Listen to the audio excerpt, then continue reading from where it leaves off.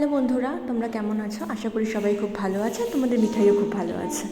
এই দেখো তোমাদের মিঠাই সারাদিন কিভাবে কাটে, কেমন গেট ধরে দাঁড়িয়ে আছে দেখো তো। আগেই বলেছি দাঁড়ানো শিখেছে, আবার একটু একটু হাঁটতেও শিখেছে। এই কিছুতে সাপোর্ট দিয়ে, ফ্রিজ হোক, দেওয়াল হোক, এই সাপোর্ট দিয়ে মাঝে মাঝে ও হাঁটতেও পারে। এই একটা খাটের নিচে একটা ড্রাম দেখেছে, সেই ড্রামের মধ্যে কী আছে ওর খুব কিউরিওসিটি। দেখো, ড্রামটা আমি যদিও খাটের তলাতেই ঢুকিয়ে দিয়েছিলাম, কিন্তু মেয়ে কিছুক্ষণ পরেই আবার ড্রামটা টেনে বার করছে। প্রায় সব বুদ্ধিই ওর হয়ে গেছে।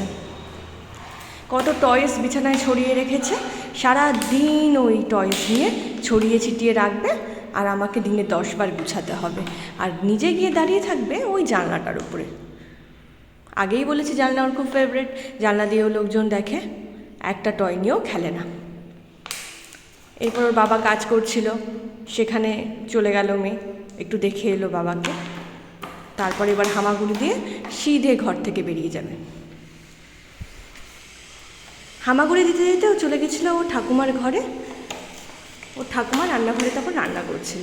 মাঝে মাঝে খেলা করতে করতে ও ঠাকুমার সঙ্গে একটু কথা বলে নেয় ইশারায়, ওই বোঝে ও কী বলতে চায়। এই যে ঠাকুমা রান্নাঘরে রান্না করছে। এরপর না অনেকগুলো হনুমান এসেছিলো। মাঝে মাঝে আমি বর্ধমানের বাড়িতে হনুমানের দেখা পাওয়া যায়। আমাদের কলকাতায় তেমন হনুমান না দেখা গেলেও এখানে একদিন ছাড়া ছাড়াই হনুমান দেখা যায়।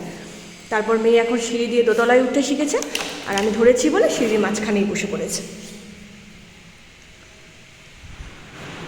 এরপর আবার খেলতে খেলতে ও ঠাকুমার কিচেনে রান্না করছিল, সেইখানে ও ঠাকুমাকে দেখে হাততালি দিচ্ছে এবং বিভিন্ন রকমের আদব কায়দা করছে। ও ঠাকুমা ধরেছে বলে ও ঠাকুমার হাত ছাড়িয়ে নিতে চাইছে। তারপর মিঠাই সোজা চলে গেছিলো আমাদের কলপাটটা। আমাদের কলপাটটা না অনেক বড়।